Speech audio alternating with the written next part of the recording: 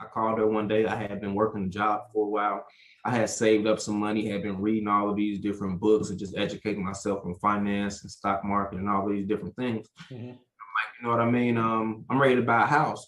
And she was like, that sounds cool and shit, but you should probably buy yourself a multi-unit. You know, and that was like the deciding factor on which direction I was gonna go, because I had just read the same thing in Rich Dad Poor Dad, and her telling me that was like kind of like confirmation. It was like the bell going off on my head, like ding, ding, ding, ding, ding. That's it.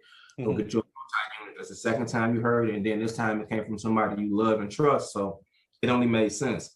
And she was like, go look into this program called NACA. They're a program where you can, you know what I mean, get in with them, no money down, et cetera, et cetera. And I'm like, oh man, that sounds too good to be true. But she was like, it's legit. And I promise you, you know what I mean, if you do it, you're gonna be happy. So I went through the NACA program, and my first property, I ended up getting me a 4-unit property Nice.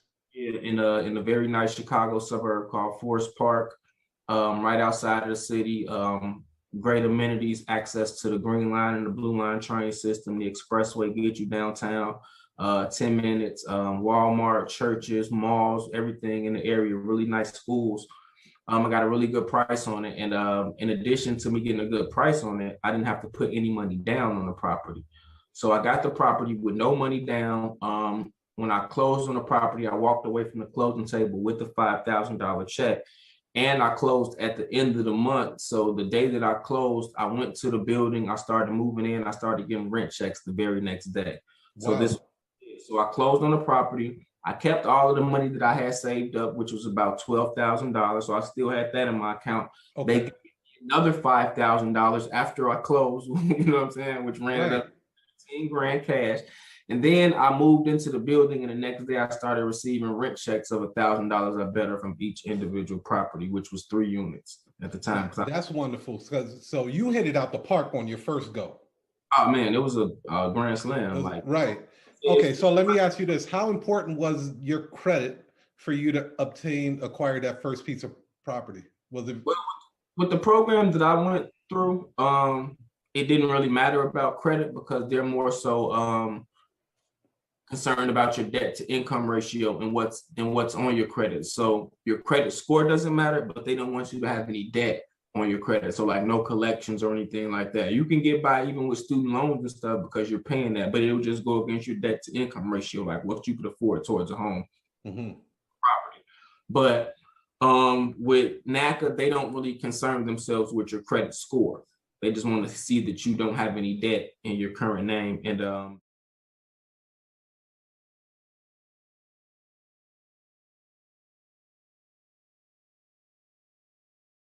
so my audience, I have a large audience of notaries, right? And okay, they're constantly looking for different ways of marketing themselves, but they always overlook it because copywriting is a stealth type of craft, right? It's like you don't see words the same. Donnie Bryant started kind of training me a little bit about it. And I started, handwriting, copy and stuff like that. And it was just like, I created one landing page, one. Oh, good for you. With some copy in there. I used to just throw words together, right? Yeah. No conversions whatsoever.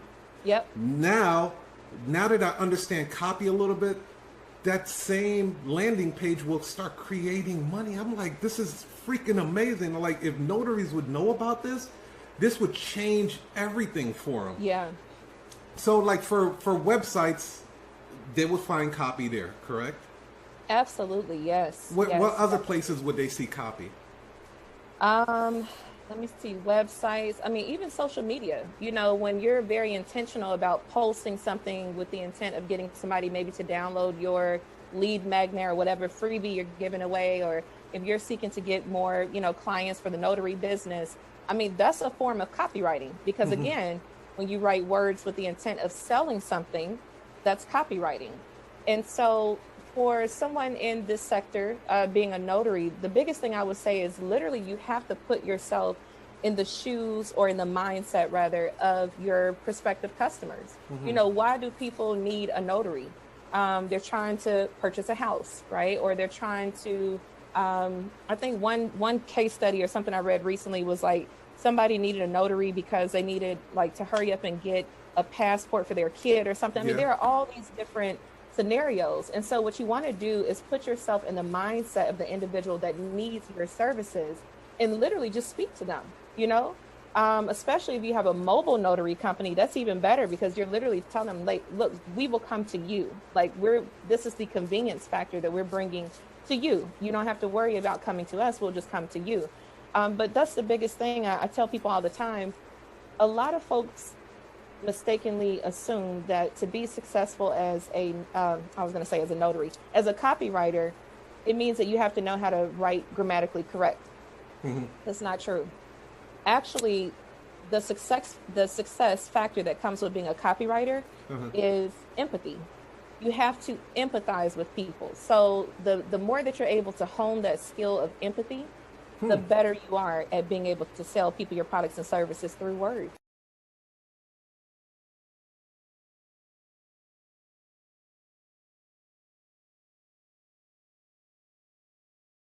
Can understand. But one of the things that I found, because I was only in corporate for 1 year of my life, and I don't even know if you call that corporate, I just had a salary. But I don't understand a lot of the terminology.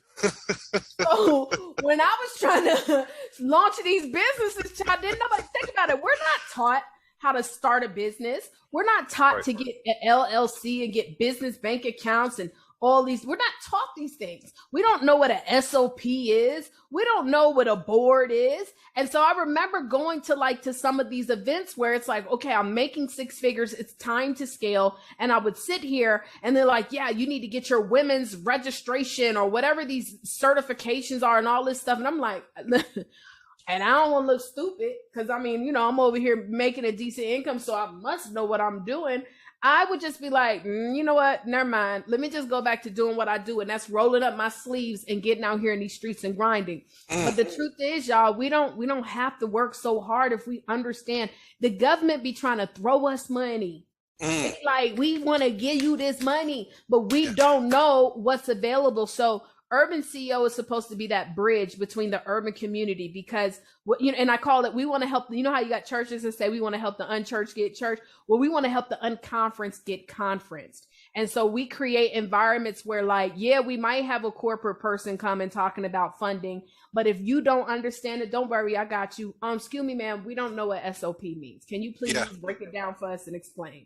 Or career. Okay, you want to climb the corporate ladder. Man, we need to know how do we go and appropriately talk to a boss about getting the raise because nobody teaches you that, and not even in college. Relationships. How can we build better relationships in the urban community? So what I'm looking forward to is definitely Urban CEO growing. Of course, our boot camps continue to be great. 100% success rate. Everyone who has ever been to our boot camp has completed a book.